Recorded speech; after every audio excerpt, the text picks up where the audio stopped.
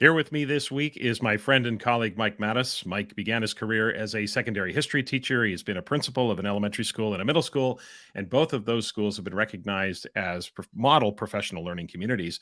And for the past dozen years, Mike has focused on writing. And to be honest, Mike is the author or co author of way too many books to count. And he's also been consulting on the PLC at work process and how to create highly effective systemic interventions to ensure every student learns at higher levels, at grade level, through that RTI at work process. So that is going to be our focus of our conversation today, the RTI at work process and framework. So, Mike, welcome to the podcast. Why, hello, Tom.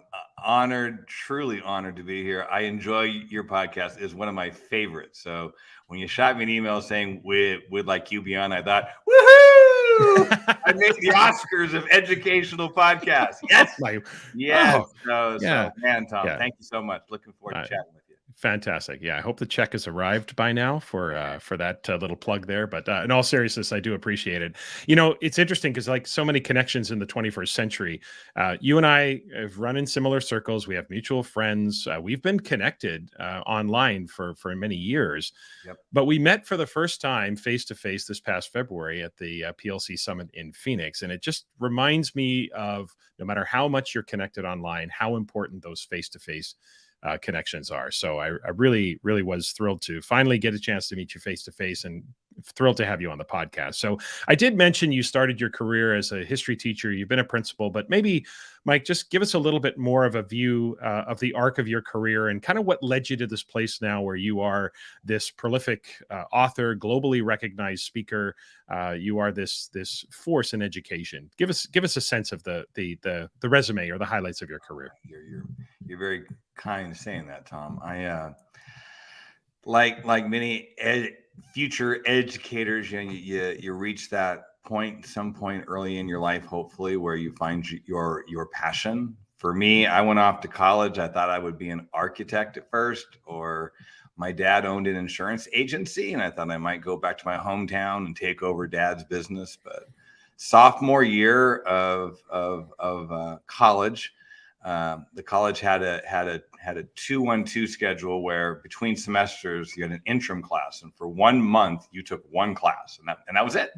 And I signed up for a class called Classroom to Career, and I got to help every day in a 6th grade classroom in an elementary school in our town, and that was it. I called my dad and said, "You're going to have to find someone else to take over the business someday, Dad, because I found my calling." When you wake up in the morning and you feel like the world might be a little better place because of what you do, and I think the first time as a teacher, it could be a teacher assistant, a volunteer, that moment when you see a kid get it. I often joke. I mean, maybe it's a bad joke. It's like it's like teacher crack. You're just addicted. It's like, oh my Lord, that moment where a kid's eyes you just tell they just got it, and they just grew a little bit, and they're bigger than they were.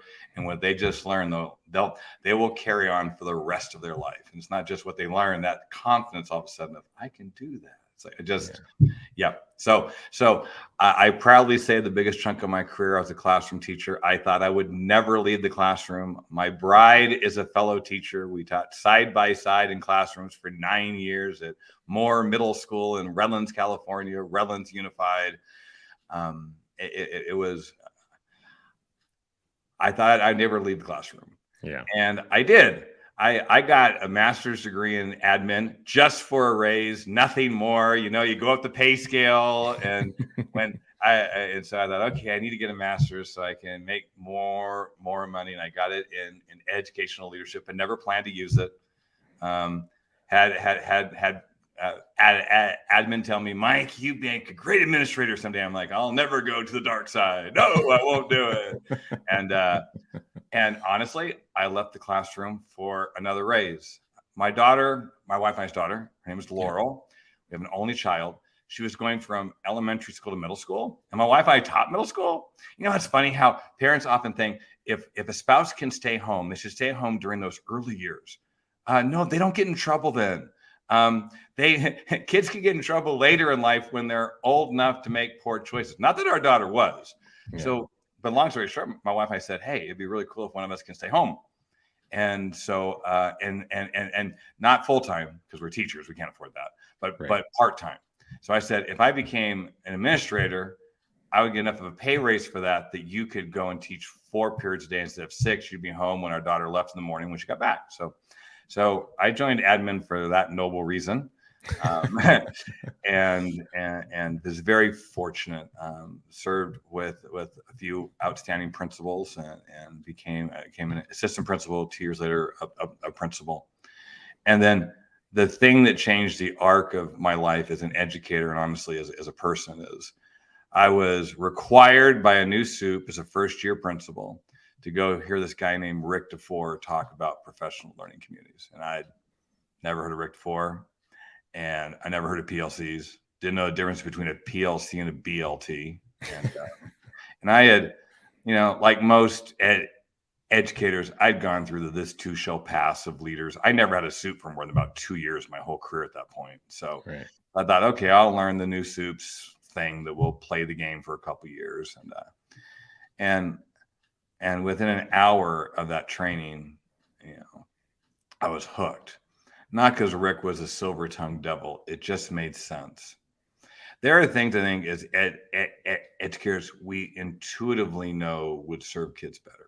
Like we'd work collaboratively, like they'd be our kids and they get our collective knowledge and skills.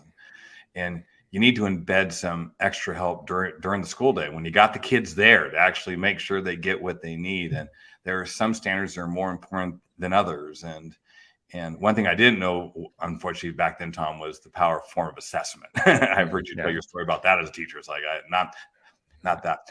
When my wife and I team taught, we were on a year-round school, and we were the A8 team, the A track of year-round and 8th grade. And it was a year in which they closed one middle school, dissolved it. Of course, the school across town of mostly kids of poverty split those kids up into 2 other schools because of overcrowding. And the principal assigned us the track of parents who didn't even fill out the form to choose what track they wanted. So almost all the kids were coming from the school that was dissolved. They were 8th graders. So they were at their school. They felt like their school was ripped from them. And it was. And so it's an English, math, science, and social studies teacher. And we're like, these kids are going to need us more than ever. So we started things like interdisciplinary units where we connected across all of our courses some key themes. And we started an intervention period. The whole school didn't do it. We were on a rotating schedule. So period 1 through 3, 4, 5, 6, 7, and 7 became 1, right? Well, we realized these kids need extra help and they can't stay. They all ride buses across town. So what if every day we taught 1, 2, 3, 4, 5, 6, 7th period, we just share kids for our interventions because that class will be the first class tomorrow. We'll make up the lesson that they missed. And then we'll go 1, 2, 3, 4, 5, 6. That class will get, and we shared kids across. And here's my point. What we were trying to do, just because it kind of made sense for kids, is like my best year teaching ever. When Rick described the PLC process, it's like, I never thought how that could be done systematically across the whole school. So it's just like connected dots, like, right. And I went back to the school where I was principal, and we started the journey. No additional training, and I sucked at it at first and didn't address culture, all sorts of things. But thank God that staff was so dedicated. It's like, well, it might not be working yet. We just got to stick with it. Stick with it. Within 3 years, the number of kids proficient in math at that school doubled, and language arts tripled in 3 years with no additional staff, no buy a bunch of programs, just committing to best practice, right? The power of guaranteeing viable curriculum, the power of common assessments used in a formative way, right? Just high leverage practices that every kid got. So as you mentioned, I was fortunate to serve at 2 principals, became model professional learning communities. Yeah. Last piece here, the same way I never really planned to be a principal. I just, my career kind of fell in that direction. What I do now, write and consult and present, I never planned to do that. That was family need too.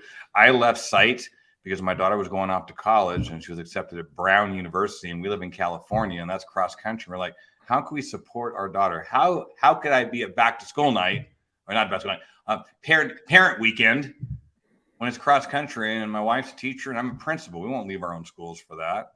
Right. and solution tree at that point. And Rick DeFore had asked me, would you be an associate on our work? And if we're not available, would you help train people on it? And I was doing that in the summer and some things like that. The district was really cool. They supported me with it. Mhm. But I thought if I could present full time, it would free up my calendar. Yeah. And that's still teaching. And I found when I left the principalship and started to teach adults, oh, that passion to planning instruction again. Oh, it's why I thought I'd never leave the classroom. Yeah. Now I'm back to teaching, and never thought I'd write. My dear friend and mentor, Rick DeVore, told me, well, when you write someday, Mike, and I'm like, no, I'm never going to write a book. There's no way. Like, no, Mike, when you write someday, he goes, this is what Rick told me. He goes, Mike, you know something when you can study it. You know it better when you can apply it. You know it even better when you can teach someone else. And you know it best when you write about it. Tom, Right. would you agree with that? I do agree with that. Yeah, I think that's a really good point because it just forces you into that deeper thought about the topic, and it forces you to do the research. It forces you to really immerse yourself in all of that work. So, yeah, no, I completely agree with that. You had And mentioned the idea of, oh yeah, go ahead. I just want one more point. I didn't think about writing about too that's like different. If I'm teaching someone live and I can look the learner in the face, Mhm. you can see where they haven't gotten what you've said. I mean, that's the best formative feedback possible, Right. right? Watching the Absolutely. response of that learner. You write a Mhm. book, you don't get to follow the book with that reader and sit by them and say, did like you understand that last section? So you really got to be clear about how you talk about That's it. right. That's right. And That's right. so the writing has always been about projects that I felt like it would help educators, because I don't see a book on this topic like that. Yeah. And it challenges me to continue to grow as an educator, right? Yeah. So Yeah. so Yeah.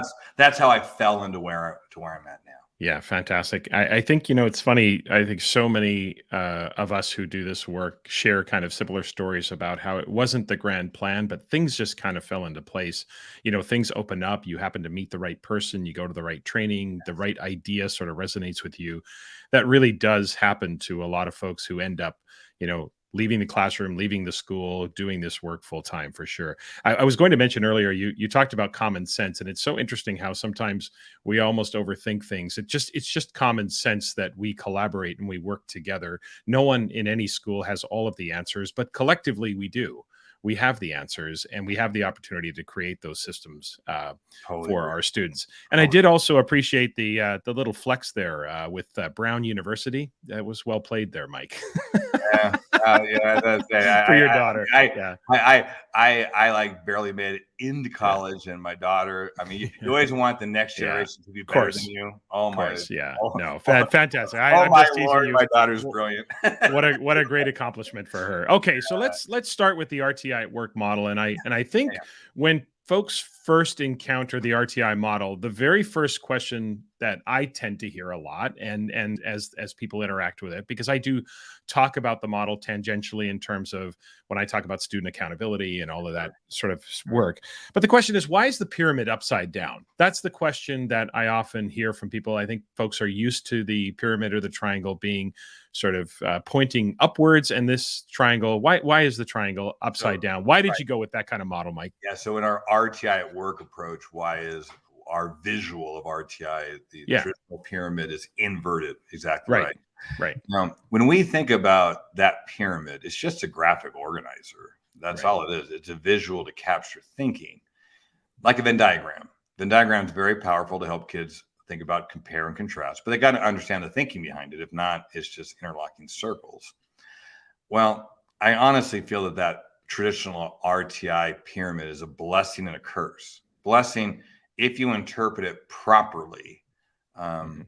it can really help a school think about what are the resources and instructional practices, outcomes, processes we need to have in place to meet ultimately the learning needs of all kids. Sadly, though, if you misinterpret the pyramid, it actually takes you farther from that goal and can be detrimental. So that leads to this. The traditional RTI pyramid is broken into tiers. Tier 1, what all kids get, and Tier 2, supplemental help, Tier 3, intensive support. But usually in the States. In the States more than in Canada. Above Tier 3, they write special ed. And so visually, the whole pyramid looks like it's pointing to what? Getting kids to special ed. Mhm. And the tiers are just kind of the hoops the paperwork, the process you have to jump through to get kids to traditional special ed testing. Now, RTI does have a secondary benefit. It is a superior way to identify kids with learning disabilities, more so than the traditional discrepancy model. But here's the catch. It only works if you don't try to qualify kids for special ed. The assumption from the very beginning is it's not the kid, it's us. We have not provided the right levels of targeted support this child might need for them to succeed. And if we've applied the right processes and proven pedagogies, guess what? Almost every kid is going to succeed, even kids who might have mild disabilities. But if what you're doing is working for almost every kid, but some kids are flatlining, that might be a sign that that child has a unique learning need. That might be a sign that that child might have a disability. And it would be appropriate then to ask the parent, can we assess? Not to quit on your child. We got to better understand the cause of the problem. But here's the most important thing. You know, it's not you. It's not our lack of providing best practice. We're going to take us out of the equation first. And we need to know that by committing to best practice. Well, many of the states in the US, when RTI became the law of the land, they tied it to special ed law. And so lots of states made the secondary benefit the primary benefit. This is just the new way to qualify kids for special ed. And so when people look at the visual, it's like, oh, so yeah, so all kids start tier 1. When that doesn't work, move them to tier 2 for X number of weeks, document it.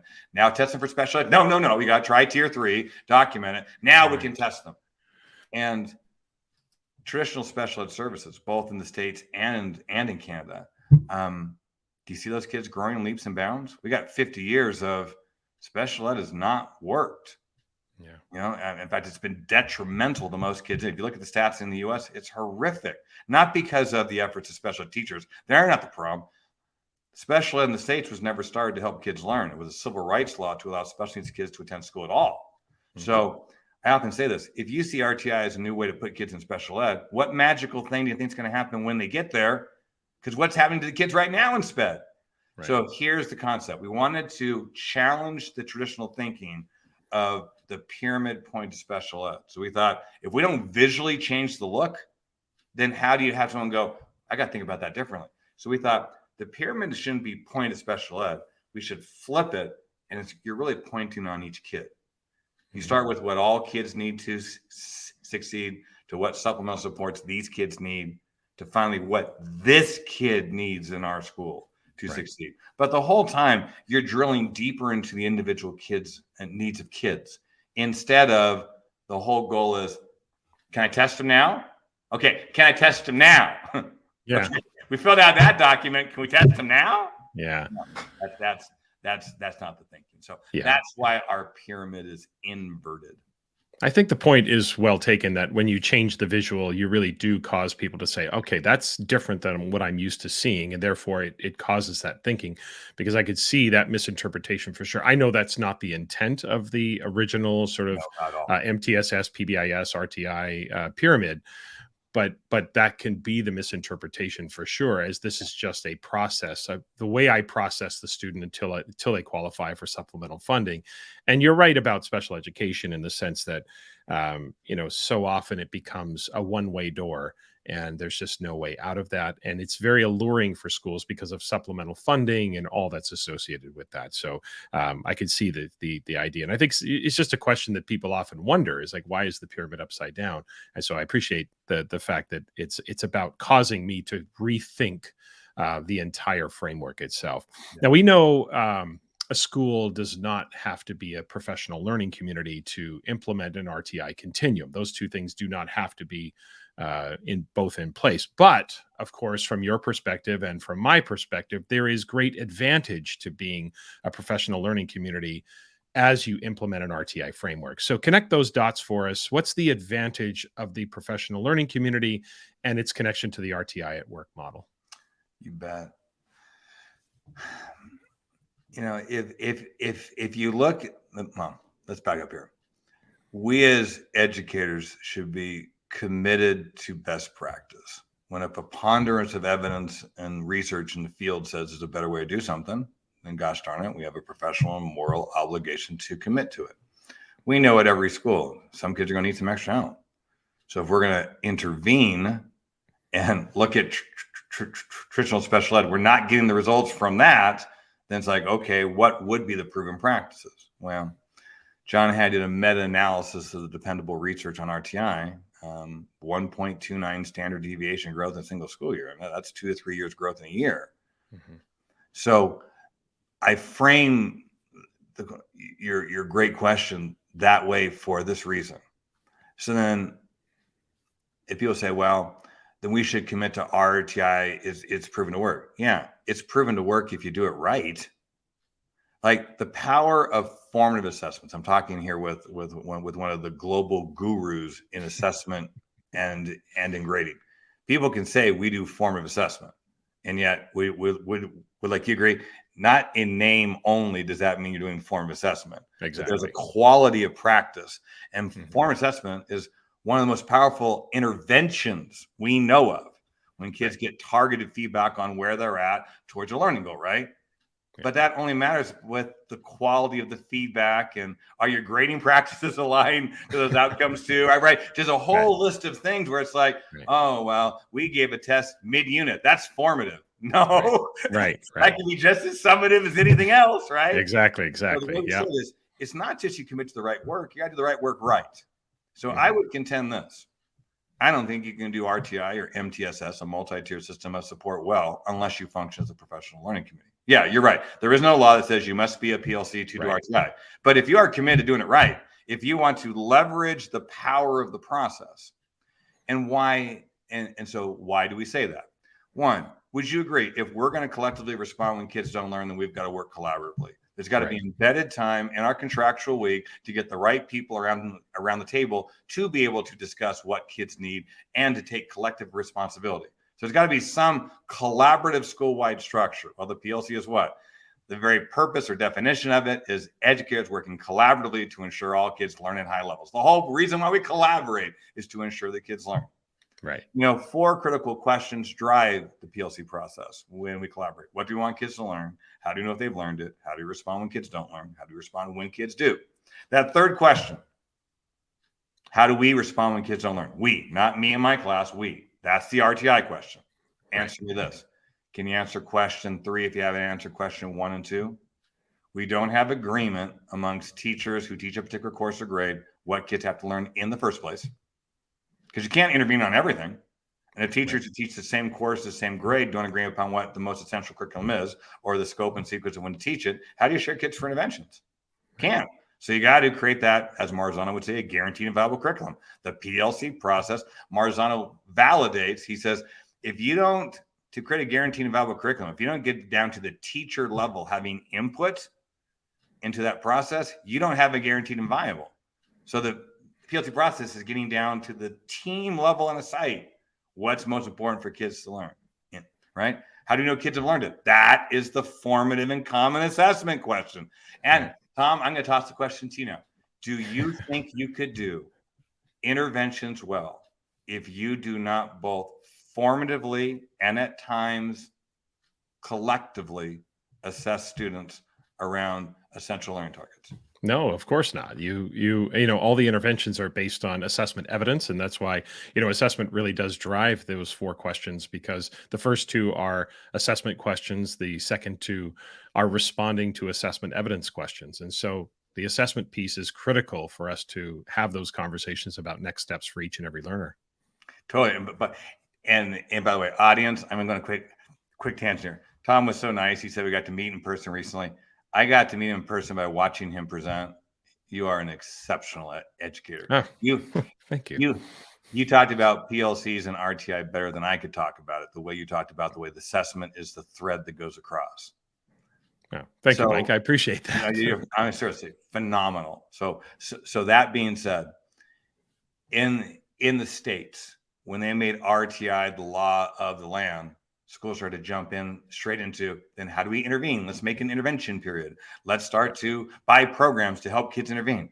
Right. But they never built the collaborative structures. They never built instructional clarity of what they want kids to learn. They haven't embedded the right formative assessments along the way. but they're going to intervene. So they got this new intervention period built into the school day, and they don't know how to target it, how to use it. These teachers keeping their own kids. They're trying to recover everything, and teachers are frustrated. And then they say this, RTI doesn't work. No, you aren't doing it well. Because you don't have an RTI problem, you have a what you're doing all day problem. You haven't embedded the right practices in your core instruction, so we're prepared to collectively respond. The PLC process is the foundation. You would never build a house and start with the roof. You'd start with the foundation and build upon it. Tier 1, if you embed the professional learning community process and just how you do business at school every day and every week, that will build the conditions for an effective system of interventions to work. Without that, I think you set teachers and schools and administrators up to fail. Absolutely. Your decisions about interventions could be based on inaccurate information, based on poorly designed assessments. And none of us, as I said earlier, have all the answers, but collectively we do. And if we're trying to make these decisions in our classrooms by ourselves in isolation, at some point, it may not be egregious, but at some point we are going to run out of ideas, or we're going to run out of opportunities, or run out of options on our own, and having other people to that collective teacher efficacy that John Hattie and others talk so much about. Huge. Absolutely. Huge. Yep. So I want to talk, this is going to a bit of a setup here, Mike, because I'm not setting you up. I want to set up the question a little bit. I'm setting you up here, Mike. Set you up, Mike. Here we go.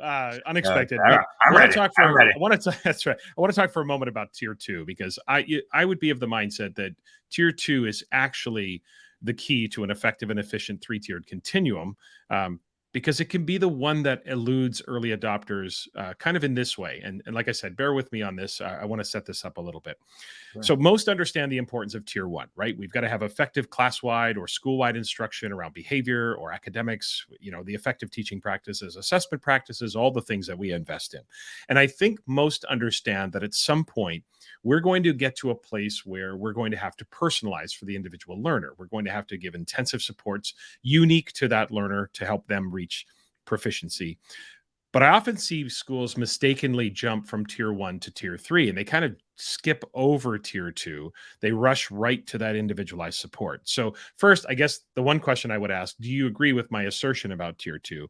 But the second more important question is, what are some of the hallmarks of tier 2 that can help schools manage? Because one of the problems, challenges, etc., is that each tier is more labor intensive. And so if you inadvertently escalate the number of students in each tier, it's going to be triage. You're not going to have the time. So for me, that's why tier 2 is such an important piece. Okay. So what are the hallmarks from your perspective of an effective and efficient tier 2 system of support? The way you describe the tiers, tier 1, best first practice, tier 2, supplemental, traditionally small group support, tier 3, getting down to the individual level, more intensive, meaning usually kids are getting it every day. Right. I would challenge the way you define the tiers. Yeah.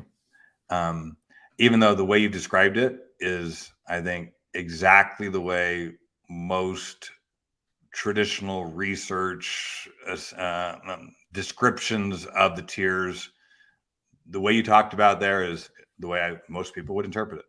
Mm-hmm. But that's not the way we interpret it in our RTI work process. So traditionally, they describe the differences between tiers is usually, so the difference between tier 2 and tier 3 are often things like size of intervention group, frequency of the intervention, duration of the intervention, things like that.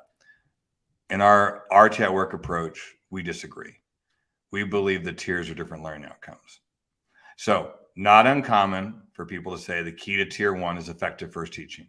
I don't disagree, but here's the key. It has to be on grade level essential curriculum. Oh, yeah. So we believe tier 1 is not just good best practice. Tier 1 is all kids having access to grade level essential curriculum. You can teach a child effectively at tier 1. If their learning outcomes are below grade level, they'll learn well below grade level. So I always ask this question. If you take a child out of grade level curriculum, put them in below grade level coursework, teach a child below grade level all day, every day, where will they end up at the end of the year? Below grade level.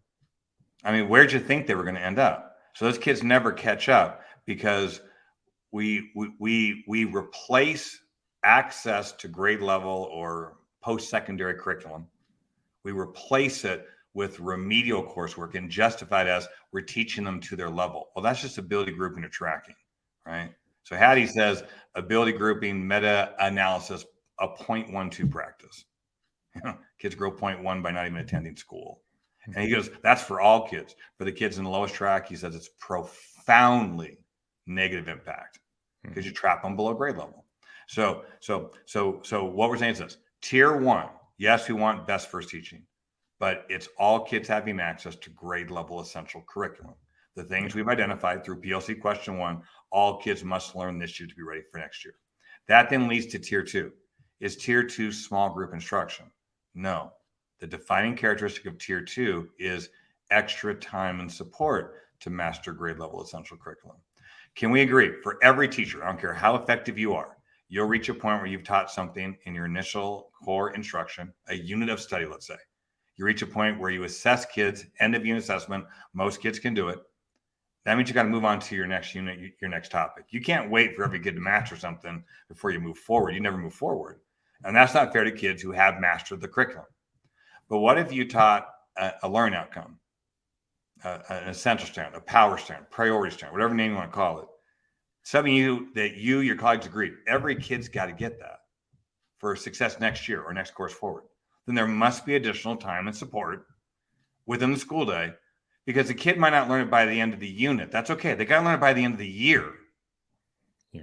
So the hallmark of tier 2 interventions would be 2 or 3 things here. 1, we are reteaching very specific standards or learning targets, pieces of standards, the parts that kids are missing on not just any old standard, the things that are absolutely most important. 2, we are collectively responding. So it's not at tier 2, I keep my kids in differentiate. That's a one-room schoolhouse model. We've tried that one, as a field of education for a few hundred years, never worked for all kids. So we're going to respond. This is where the power of targeted form of assessment comes in. We know by student, by standard, by learning target, who's getting it. And if we're a team, we're using them in common to what? Discuss what worked and what didn't in our teaching from evidence of student learning, because giving kids more of what didn't work the first time you taught is probably not going to be the answer. And the concept of tier 1 and tier 2 then is this: unlike traditional special ed, a wait to fail model where kids have to drop far enough behind to qualify for the help, we want to be proactive. The first sign a kid starts to struggle, we should be responding. We have a student learn how to read in first grade. We're teaching constant vowel, constant blend. We teach it to a point where most first graders can do it. We got to move on to our next phoneme. But we got 7 or 8 kids here who still can't do it. Let's give them target extra help right now. We're not going to delay, not wait, right now. If we nip that problem now, we won't have the second grader who can't decode. And now that kid's on a path to what? Qualify for special ed because they're getting a big old gap. No. Right. We nipped it early, right? Mm-hmm. So tier 1 and tier 2 then are proactive processes. Will tier 2 be small group? Well, it might be, because you hope you taught things well enough the first time that most kids got it, right? So you'll have fewer kids. But instead of worrying about small group, you should worry more about targetedness, kids in the same group with the exact same need. A question I often ask teachers is this: if you had a choice for intervention time to work with 5 kids with 5 different needs or 12 kids with the same need, which one would you rather do? And they always say the same thing: 12. Why? They get it. 5 kids, 5 different needs. That's 5 preps. Each kid gets 20% of me. 12 kids, same need. I'm white on rice. They're 100% engaged the whole time. Mm-hmm. So tier 2 could be small group or it could be larger, as long as we've assessed to a point we know by student, by standard, by learning target. Yeah. Now, last point then. So then what's tier 3? Tier 3 is intensive remediation when kids walk in lacking essential skills from prior years. And these are the kids that have to grow multiple years in a year. I'm in 5th grade. I read at a 3rd grade level. I grow a year's worth of reading growth in a year. I'm still just as far behind. Now, here's the last point then. You don't move kids from tier 2 tier. The tiers are value added. The kid who walks into 5th grade reading at a 3rd grade level who might need tier 3 reading support is the same kid who's probably not going to learn the 5th grade language arts curriculum the first time it's taught. Mm-hmm. If they miss the 5th grade essential language arts curriculum at tier 1, for sure they'll enter 6th grade behind. While you worked on remedial reading, they dropped a year behind in language arts. So of course, all kids get tier 1 access to grade level. And tier 2 is extra help on that grade level. And that kid who's super behind in reading was going to need that too. So all of a sudden the mindset changes. We're not skipping tier 2 because we're jumping straight to tier 3. These are different learning outcomes. And when kids need all three outcomes, we got to build a system, a schedule in which all three are possible. When we start to view the tiers as learning outcomes instead of just instructional intensity, all of a sudden it's like, well, of course we wouldn't skip tier 2. Of course we wouldn't. Because that kid needs that need too. That is in the RTI process, how we define the tiers. Yeah, for sure. And the layering of the support, it's not about exclusivity to one tier or the other. And I think the characterization of group-based is not about an orthodoxy of small group instruction. It's more about an efficiency that would you rather teach 12 students who have the same need or 5 students with 5 different needs. I think there's efficiency that's good. But your point is well taken about sort of the refocus of the tiers. But I don't know that I've ever thought of it being an orthodoxy around small group instruction. It was more about small groups emerge with similar needs and similar intervention needs. But I think we've talked about that. Yeah, and I totally agree and understand with what you're saying. But what happens at schools is this: we're in elementary school. We have to do RTI and MTSS. So we're going to create RTI time. So let's say it's 30 minutes every day to give kids what they need. And we're going to group kids by need. Okay. In 5th grade, we got 6 kids who are multiple years below grade level in reading. So that's the small group that we're going to do. And they need a lot of help. We'll have them get that help every time. For some kids who are close to grade level, they need some extra help on their current coursework. Right. Those same kids you just sent for the tier 3 support need that same thing happening at tier 2 for extra help at grade level, but they're missing that. Why? Because we're grouping kids by need, but we're not seeing that there are actually multiple levels of learning outcomes that some kids need, because we're, so the idea of grouping kids by need makes sense, but we still got to remember big picture. If you want to meet the learning needs of all kids need access to grade level essential curriculum and extra help on that grade level. And some will also, in addition to that, need that intensive support. Yeah, absolutely. Okay, so as we finish up here, Mike, I want to focus on maybe some unfortunate shortcuts that schools take. So there's efficiency, and of course, we're always seeking efficiency in implementation. But then there's the allure of finding a shortcut, because reshaping a culture is challenging, and certainly reshaping a culture around a 3-tiered framework of RTI could be very challenging for some schools.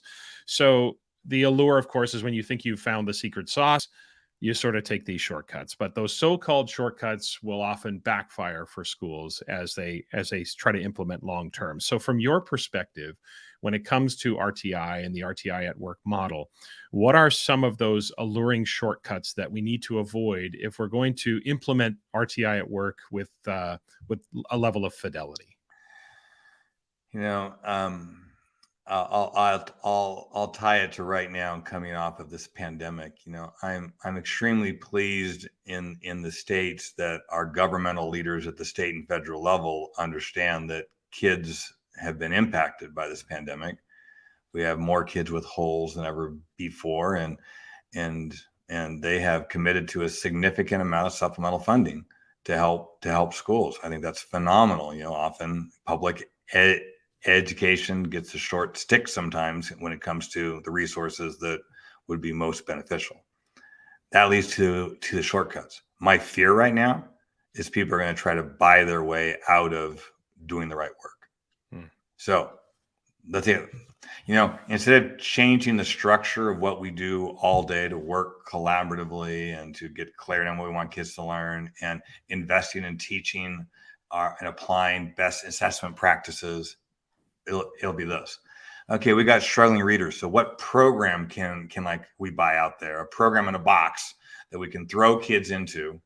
And then instead of having our teachers be part of the intervention process, why don't we take our extra funding and just hire extra staff so that there are more people for teachers to send kids to? Yeah. Well, we've already had a mindset through special ed of regular teachers thinking this way. I teach tier 1. When kids don't get it, who do I send them to? No. They're all our kids. We're going to leverage both classroom teachers and support staff. the idea of, well, we need to create a guaranteed and valuable curriculum. Well, let's just buy it. Well, we're supposed to do formative assessment. We'll buy our formative assessments, right? Right. So the shortcuts are, and Rick DeFore used to say it this way. He used to say, when you take educators out of the work, you take them out of the learning. What we're trying to implement here to improve student achievement is not about hiring more people and buying new programs. It's committing to the right practices and pedagogies. Mm-hmm. And if we commit to these things now, when the funding boost stops, which it will in 2 years, we will still have grown the capacity of our staff to continue to implement these best practices. We know it takes up being like common assessments used in a formative way. Hattie says that's a 0.9 practice. Teachers working in isolation, average teaching ability is a 0.3. We triple our effectiveness with that practice. You can't buy an intervention program in a box right now that has anything close to a 0.9 impact rate. No. And so I would caution any school, any district leadership from being seduced by, we are capitalistic nations. Are there some good programs out there? Yes, but they'll be sold as, hey, just buy this, and have your teachers follow this program with fidelity and watch those kids grow. Ready-made. It's ready-made for you. For anyone who's led the process on-site or district level to record achievement, it was never about a program that they bought. It was about a deep commitment to best practice. And engaging our teachers and our staff in practicing and owning the work. So that's my fear right now. Yeah. Best practices by the people, not programs, right? That's a way to phrase that for sure. Okay, 2 questions left as we finish up. Mike, this has been great. I really appreciate the time you've spent here with us. Two questions as we finish up. They're questions I ask everyone who comes on the podcast. And here's the first one, and you can take this in any direction that you want to. But educationally speaking, what keeps you up at night? It's a great question. I'm going to answer it 2 ways because one I'm going to toss back to you. Okay. One, we had kids failing in school before the pandemic, so kind of hard to blame our lack of best practice on the pandemic. But we got to agree, if you look globally, not every kid equally benefited from that shift to virtual learning and in and out of school and social distancing and keeping kids safe. And the stats say the kids who were hurt the most were most likely the kids who were already struggling. So what am I afraid of? We have a generation of kids that if we don't get them caught up, we have damned those kids for a lifetime of, especially in an ever increasing global economy where our kids are going to compete across the world for the same jobs. And their jobs built around innovation, technology, and service jobs, higher level thinking jobs. Mm-hmm. It's going to be hard to succeed without a strong academic base of skills, of higher level thinking. If we don't catch these kids up, I really think the future of our children and our children's children are going to depend upon what we do as a profession right now. And we've got to be bold about rethinking what we do to double down on the practices proven to work. That's one. The other thing too is, if I had a magic wand and I could change one thing in every school right now, it would be archaic grading practices that even when you commit to better practice, unfortunately, the way we grade kids sucks hope, sucks the ability for kids to fix errors. If I could just do a magic wand and say, you could change one thing, we would change the mindset of teachers and kids so quickly. If we could change the mindset that would lead to a change of practice on how we move from assessment to how that translate into grading practices. Yeah, absolutely. Well, you're preaching. Yes, now, I know this is your podcast, but I want to know, hey, Tom, what keeps you up at night? That is one of them. I think right now what keeps me up at night is our students' mental health. And their mental well-being. I think that when I think about what you were saying, I do agree that there are certainly aspects of learning that need to be caught up and are urgent, literacy skills, fundamental numeracy skills, et cetera. But I also think that we also have an engagement crisis in terms of our students, that they've kind of mentally checked out of school in many places, and re-engaging them in learning will help accelerate that catch up. So for me, it's I think we still don't know the impact that the pandemic has had from a trauma perspective. And listeners, you've heard me talk about this in past episodes, just about the impact that assessment can have on, in terms of trauma-informed assessment practices, et cetera. Yep. But for me, it's about the emotional and mental and even physical and cognitive well-being of our learners. I think we are still in the midst of the pandemic to a point, and we still don't know exactly what the residual effect of this is going to end up being. So for me, that does keep me up at night for sure. So great Mike, it's really great for you to invite me on your podcast. I appreciate the question. So no, I'm just kidding. I want to learn too, Tom. I learned too. Here, Mike. I asked the questions. All right, no, it's all good. It's all good. All right, last questions as we finish up today. It's a question about success, personal success, professional success. Again, take it in any direction you want to go. If a random person stopped you on the street and asked you, "What's your definition of success?" How would you answer them? Success is being able to look yourself in the mirror at the end of the day and feel like the world is a little better place because of the contributions that you provided that day. Yeah. And I think that way, personally or professionally. Yeah. The people that I touch in my life, I hope that if it's someone I love dearly or a stranger, I hope that the world is a better place because of what I did. Yeah. If more of my days end that way, then I feel my time on this earth is what it's meant to be. Fantastic. Yeah. No, I think if we all approached life that way, how do I leave the world a better place? How do I leave others that I interact with in a better place? I think the world itself would be a better place for sure. Listeners, you can definitely find Mike on social media, Twitter and Instagram. The handles are at Mike Mattos65. You'll find Mike also on LinkedIn and his website, www.mikemattos.info. Mike, really appreciate you taking the time to be here. Thanks for doing this, man. I really appreciate it. I learned a lot today. Thanks, Tom.